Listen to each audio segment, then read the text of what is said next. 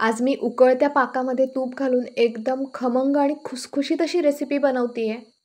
आणि ही जी रेसिपी आहे ती करायला एकदम सोपी आहे, पटापट अशी बनवून तयार होते. तर आज मी काजू शंकरपाळ्या बनवते, त्याही भरपूर लेयर्स सुटलेल्या, आणि आपण वाटीच्या प्रमाणामध्ये बनवणार आहोत. नमस्कार, आरतीज किचनमध्ये तुमचं सगळ्यांचं खूप मनापासून स्वागत. चला तर मग पटापट रेसिपीला सुरुवात करूया. तर पहिल्यांदा इथे कढईमध्ये 1 वाटी साखर घेतलेली आहे. साखरेत ना मी लवंग टाकून ठेवलेलं, म्हणजे लवंग टाकलं ना की साखरेला मुंग्या वगैरे लागत नाहीत. तर ते साखर घेताना त्याच्याबरोबर लवंग पण आलं.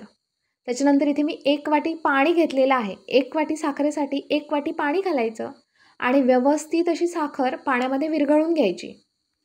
जोपर्यंत पाण्यामध्ये साखर विरघळते ना तोपर्यंत इथे मी मैदा चाळून घेते. इथे माझा सगळा मैदा चाळून झालेला आहे. इथे साखर पण पाण्यामध्ये पूर्णपणे विरघळलेली आहे. आता ह्या पाकाला आपल्याला एक उकळी काढून घ्यायची आहे. आपल्याला घट्टसर किंवा एकतरी पाक वगैरे काही करायचं नाही आहे. एक फक्त उकळी आली पाहिजे. आणि उकळी आल्यानंतर इथे मी पाऊण वाटी तूप घातलेलं आहे पाकामध्ये. तूप घातल्यानंतर इथे मी पाक व्यवस्थित असा ढवळून घेते आणि इथे गॅस बंद केलेला आहे. इथे ही कढई मी खाली उतरून घेतलेली आहे आणि आतमध्ये आता मी इथे वेलची पावडर घालते आहे.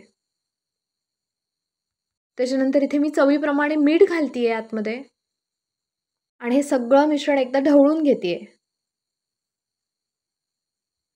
तर इथे मी आता मैदा घालून घेते आहे. मैदा हा नेहमी घालताना चाळूनच घ्यायचा. तर ह्या मिश्रणामध्ये मी एकूण 5 वाट्या मैदा वापरलेला आहे. तूप आणि जे आपण पाण्याचं प्रमाण वापरलेलं आहे ना त्याच्यासाठी हा 5 वाटी मैदा एकदम बरोबर असा होतो. आणि हा व्यवस्थित असा आतमध्ये मिक्स करून घ्यायचा. पहिल्यांदा चमच्यानेच मिक्स करायचा, कारण हे भरपूर असं गरम असणार आहे मिश्रण. इथे मी व्यवस्थित असं चमच्याने मिक्स करून घेतलेलं आहे. आणि आता मी ह्याच्यावर झाकण ठेवून 15 ते 20 मिनटं असंच ठेवून देणार आहे. थोडंसं हे थंड पण होणार. तर इथे 15 मिनटं झालेली आहेत आणि हे मिश्रण मी एका परातीमध्ये काढून घेते आहे. बऱ्यापैकी थंड झालेलं आहे हे मिश्रण. आता हे मिश्रण मी मळून घेते आहे. पण हे मिश्रण मळताना मी पाणी वगैरे काही वापरणार नाही आहे. जे आपण सारण बनवलेलं आहे त्याच्याचमध्ये हे मळून घ्यायचं आहे. मिश्रण मी व्यवस्थित असं एकजीव करून घेतलेलं आहे. जास्त असं गोळा वगैरे केलेला नाही आहे मी.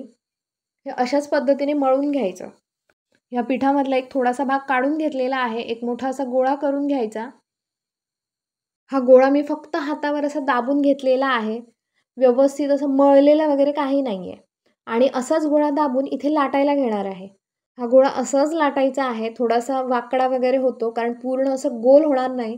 या पिठाला ना ऑलरेडी लेयर्स आलेले आहेत. तर इथे सारण मी व्यवस्थित असं हे लाटून घेतलेलं आहे. आता हे सारण जे आहे ना ते आपल्याला एकदम पातळ असं लाटायचं नाही आहे. थोडंसं असं जाडसरच लाटायचं आहे. म्हणजे आपल्या काजू शंकरपाळ्या ज्या आहेत ना त्याला लेयर असे व्यवस्थित असे सुटणार.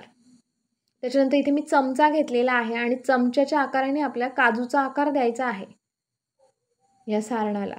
हे बघा अशा पद्धतीने खूप असे छान दिसतात ह्या एकदम. लहान मुलांना तर खूप आवडतात. तर इथे मी अशा आकारामध्ये व्यवस्थित असे कापून घेते आणि पटापट असं हे बनवून तयार होतं.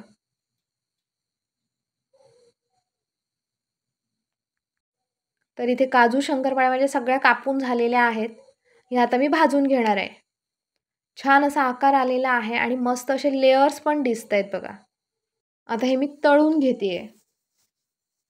इथे मी कढईमध्ये तेल गरम करत ठेवलेलं आहे. खूप एकदम कडकडीत सुद्धा असं तेल करायचं नाही आहे. जरा असं गरमच हवं, म्हणजे आतमध्ये गोळी टाकल्यानंतर वर आली पाहिजे. तर इथे मी सगळ्या काजू शंकरपाळ्या घालून घेतलेल्या आहेत आणि घातल्याबरोबर आपल्याला ह्या ढवळत राहिल्या पाहिजेत. घालून नुसते सोडायच्या नाहीत, ढवळ मारत राहायचं आतमध्ये. जर नुसती अशी सोडली ना तर एक बाजू आपली जास्त भाजली जाते आणि वरची बाजू भाजली जात नाही. तर व्यवस्थित अशी परतून परतून ह्या भाजून घ्यायच्या आणि थोडासा असा बदामी रंग आला ना की ह्या काढून घ्यायच्या आहेत. हे बघा, बघू शकताय मस्त अशा शंकरपाळ्या झालेल्या आहेत. अशाच पद्धतीने इथे मी ना सगळ्या काजू शंकरपाळ्या तळून घेते आणि तुम्ही बघू शकता किती मस्त अशा फुललेल्या आहेत बघा. प्रत्येक लेअर असा वेगळा झालेला आहे. छान अशा झालेल्या आहेत.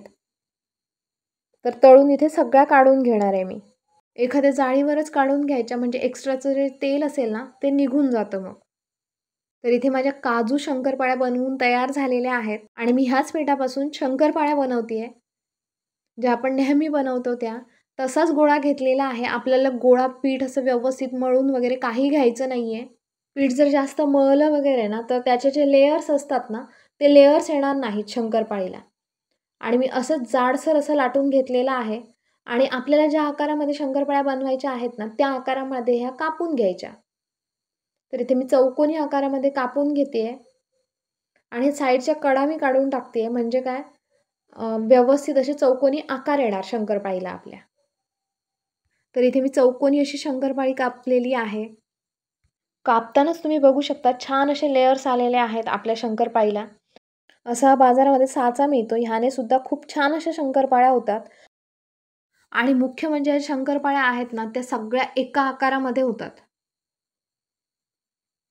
तर अशा पद्धतीने उभ्या आणि आडव्या अशा रेषा मारून घ्यायच्या आणि इथे सगळ्या शंकरपाळ्या मी बनवून घेतलेल्या आहेत. आता मी तळून घेणार आहे. काजू शंकरपाळीप्रमाणेच ह्या पण शंकरपाळ्या तेलामध्ये घातल्या ना की ह्या ढवळत राहिल्या पाहिजेत. नाहीतर काय होतं एका बाजूने जास्त अशा भाजल्या जातात ह्या. मस्तपैकी लेयर आलेले आहेत तुम्ही बघू शकताय. एकदम साध्या सोप्या पद्धतीने आज मी शंकरपाळ्या बनवलेल्या आहेत आणि अशाच पद्धतीने ह्या भाजल्या ना तर काढून घ्यायच्या. जास्त असा रंग येईपर्यंत तेलामध्ये ठेवायच्या नाहीत. असाच रंग आला ना बदामी की त्या काढून घ्यायच्या. तर इथे माझ्या काजू शंकरपाळ्या आणि शंकरपाळ्या दोन्ही बनवून तयार झालेल्या आहेत. अशा पद्धतीने बनवलेल्या शंकरपाळ्यांना अजिबात तेल राहत नाही, अजिबात तेलकट होत नाहीत आणि मस्त अशा खमंग खुसखुशीत अशा होतात. तर इथे माझ्या सगळ्या शंकरपाळ्या बनवून तयार झालेल्या आहेत. तर तुम्हाला आजचा माझा व्हिडिओ कसा वाटला मला नक्की कमेंट करून सांगा. आणि असाच मस्त मस्त खावा, सुशेगात राहा. माझ्या व्हिडिओ लाईक आणि शेअर करा आणि माझ्या चॅनलला सबस्क्राईब करा. थँक्यू.